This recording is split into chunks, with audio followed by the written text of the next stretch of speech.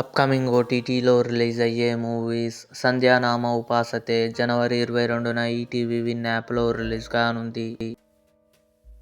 'కొహరా season 2' ఫిబ్రవరి 11న నెట్ఫ్లిక్స్లో release కానుంది.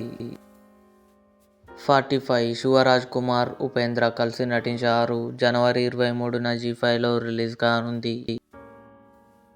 'Psych Siddharth', Nandu నటించాడు. జనవరి 30న ఆహాలో రిలీజ్ కానుంది. 'సూపర్ సుబ్బు' కమింగ్ సూన్ నెట్ఫ్లిక్స్లో రిలీజ్ కానుంది. 3 ఫిబ్రవరి 6న థియేటర్లో రిలీజ్ కానుంది.